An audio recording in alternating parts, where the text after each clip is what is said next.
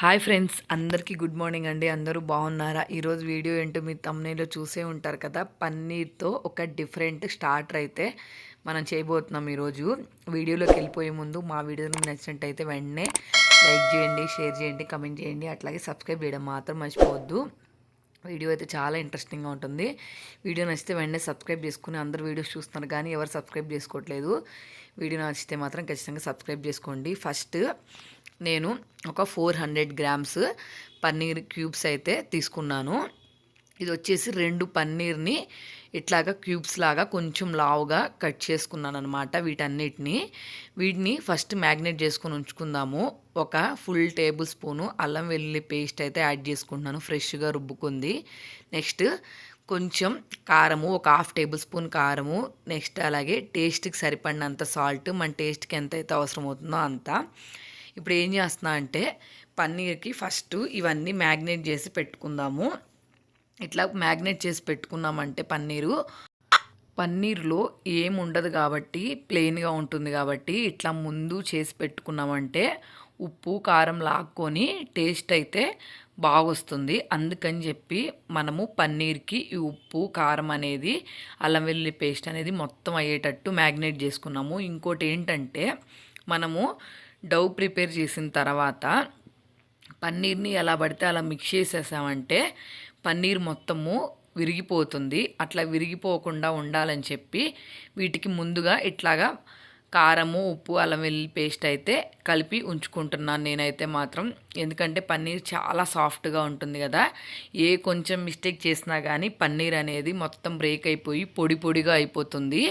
అందుకని చెప్పి నెక్స్ట్ ఇవి మ్యాగ్నేట్ చేసుకోవటానికి పక్కన పెట్టేసుకున్నాము. నెక్స్ట్ ఒక బౌల్ తీసుకొని అందులో 2 tablespoon cornflour, 2 tablespoons maida, next అలాగే టేస్ట్కి సరిపడినంత సాల్ట్, నెక్స్ట్ చిల్లీ ఫ్లేక్స్ ఉన్నాయి నా దగ్గర. పిజ్జాలో మనం ఆర్డర్ చేసుకుంటే వస్తాయి కదా చిల్లీ ఫ్లేక్స్, అవి యాడ్ చేసుకుంటున్నాను. మీ దగ్గర చిల్లీ ఫ్లేక్స్ లేకపోతే ఎండుమిరగాయలని ఒక 2 మినిట్స్ బాండీలో ఫ్రై చేసుకొని క్రష్ చేసుకుంటే వచ్చేస్తాయి.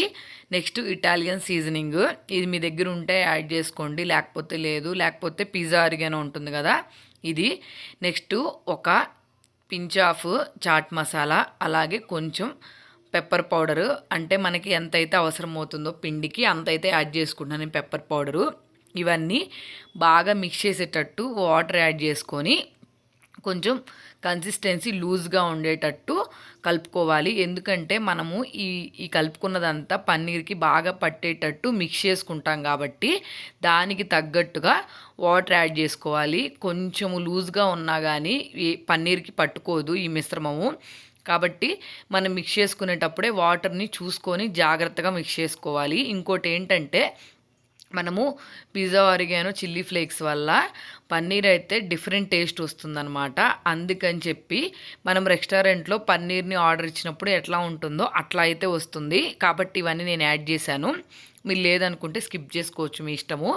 నెక్స్ట్ మనం ముందుగా ఉప్పు, కారము, అల్లం వెల్లుల్లి పేస్ట్ కలుపుకున్న మిశ్రమం ఉంది కదా, అది 1 by 1 స్లోగా వేసుకొని పన్నీర్ని బాగా కలిసిపోయేటట్టు మిక్స్ చేసుకోవాలి.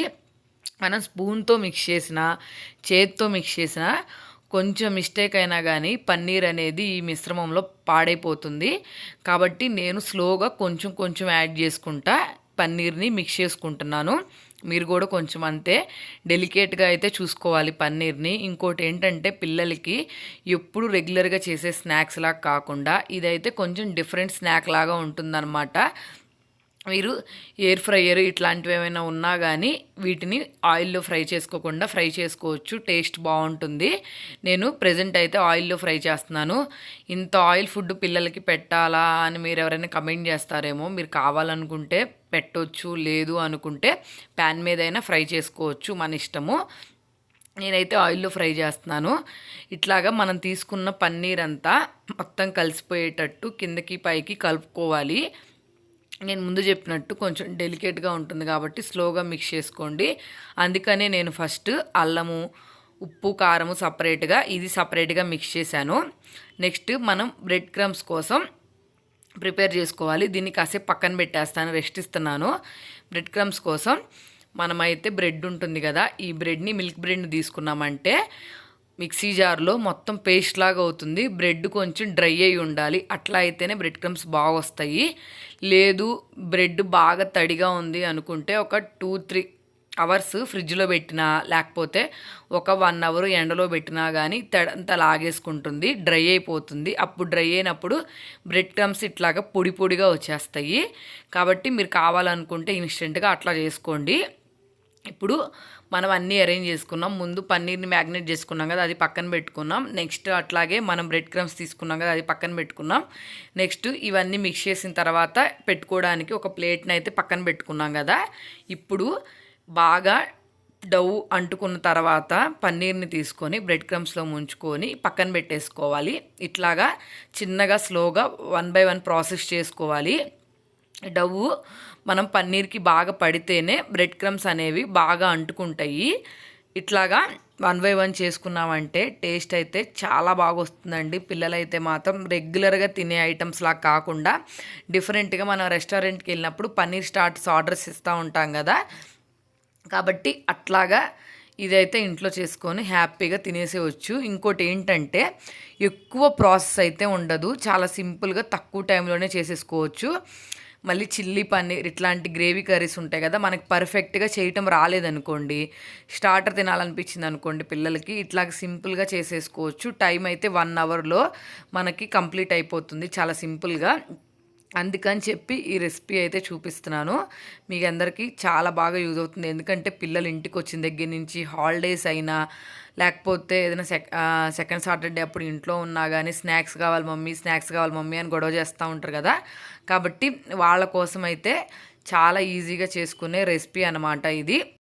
ఇలాగా అన్నీ స్లోగా మనకి బ్రెడ్ క్రమ్స్ అన్నీ పట్టుకునేలాగా చూసుకోవాలి. లేదంటే బ్రెడ్ క్రమ్స్ సరిగ్గా అంటుకోలేదంటే మాత్రం మనం ఆయిల్లో వేయంగానే బ్రెడ్ క్రమ్స్ అన్నీ ఊడిపోతాయి, పన్నీర్ ఒక్కటే ఫ్రై అవుతుంది.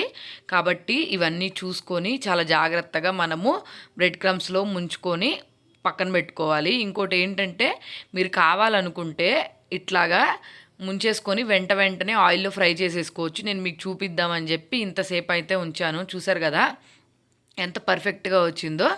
నెక్స్ట్ ఇవన్నీ ఆయిల్లో ఫ్రై చేసుకుందాము. స్టవ్ వెలిగించుకొని అయితే బాండీ పెట్టుకొని ఆయిల్ ఎంత కావాలో అంత అయితే నేను పోసుకున్నాను.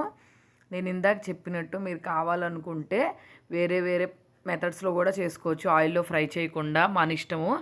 రెగ్యులర్గా పిల్లలకి హెల్దీ ఫుడ్ పెట్టినా ఎప్పుడో ఒకసారి పిల్లలకి ఇలా తినాలనిపిస్తుంది కదా ఆయిల్లో ఫ్రై చేసినవి, కాబట్టి ఒకసారి ట్రై చేయొచ్చు, ఏం ప్రాబ్లం లేదు. మీరైతే ఖచ్చితంగా ఒకసారి ట్రై చేయండి. ఎట్లా వచ్చిందో కింద కమెంట్ సెక్షన్లో కమెంట్ చేయడం మాత్రం మర్చిపోవద్దు. చాలా పైనేమో చాలా క్రంచీగా ఉంటుంది, పన్నీర్ లోపల చాలా సాఫ్ట్గా ఉంటుంది. ఇంకోటి ఏంటంటే పన్నీర్ని మనం ఆయిల్లో ఎక్కువ ఫ్రై చేసామనుకోండి పన్నీర్ హార్డ్గా అయిపోతుంది, దానివల్ల కూడా పన్నీర్ టేస్ట్ పోతుంది. కాబట్టి బ్రెడ్ క్రమ్స్ కొంచెం కలర్ చేంజ్ అవ్వగానే మనం తీసేసుకున్నామంటే మాత్రం పన్నీర్ లోపల చాలా సాఫ్ట్గా ఉంటుంది. నేనైతే కొంచెం బ్రెడ్ క్రమ్స్ కలర్స్ చేంజ్ అవ్వగానే వెంటనే తీసేసాను. అట్లా వెంటనే తీసేయటం వల్ల పన్నీర్ చాలా సాఫ్ట్గా ఉంది.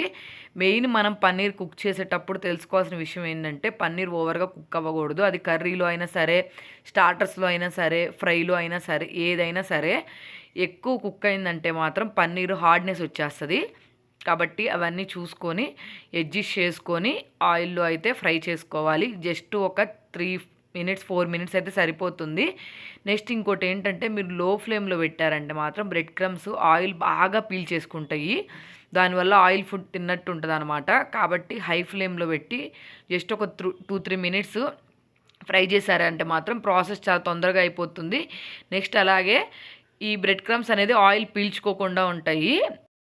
ప్రతిసారి బయట కొని ప్రతిసారి ఇవన్నీ బయట నుంచి తెచ్చి పెట్టే కన్నా ఎప్పుడో ఒకసారైనా మనం ఇంట్లో ట్రై చేసామంటే బయట దానికన్నా ఇది కొంచెం హెల్దీయే కదండి. కాబట్టి చాలా సింపుల్గా మెథడ్లో అయితే చేసేసుకోవచ్చు. పిల్లలు ఇంట్లో ఉన్నప్పుడైతే ఒకసారి ట్రై చేయండి. ఎట్లా వచ్చిందో కింద కమెంట్ సెక్షన్లో కమెంట్ చేయడం మాత్రం మర్చిపోవద్దు. అట్లాగే వీడియో నచ్చితే ఫ్రెండ్స్ అందరూ సబ్స్క్రైబ్ చేసుకోండి. వీడియోస్ చూస్తున్నారు కానీ ఎవరు సబ్స్క్రైబ్ చేసుకోవట్లేదు. వీడియో నచ్చితే మాత్రం ఖచ్చితంగా సబ్స్క్రైబ్ చేసుకోండి ఫ్రెండ్స్. ఇంకోటి ఏంటంటే ఇప్పుడు ఈ పన్నీర్ అంతా మనకి ఫ్రై అయిపోయింది కదా, వీటిని తీసేసుకొని ప్లేట్లో పక్కన పెట్టేసుకున్నాను.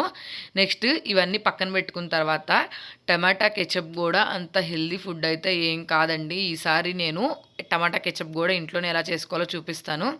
చూసారు కదా పన్నీరు ఎంత సాఫ్ట్గా ఉందో, పైన కొంచెం క్రంచీగా వచ్చింది. టమాటా కెచప్లో ముంచుకొని తింటే టేస్ట్ అయితే బాగుంటుంది. నేను ఈసారి ఖచ్చితంగా టమాటా కెచప్ని మనం ఇంట్లో ఎలా తయారు చేసుకోవాలో కూడా చూపిస్తాను హెల్దీగా. చూసారు కదా రెసిపీ. ఈ రెసిపీ అయితే మీ అందరికీ బాగా నచ్చింది అనుకుంటున్నాను. మా పిల్లలైతే చాలా ఇష్టంగా అయితే తింటారండి. వీడియో నచ్చితే వెంటనే సబ్స్క్రైబ్ చేసుకోండి.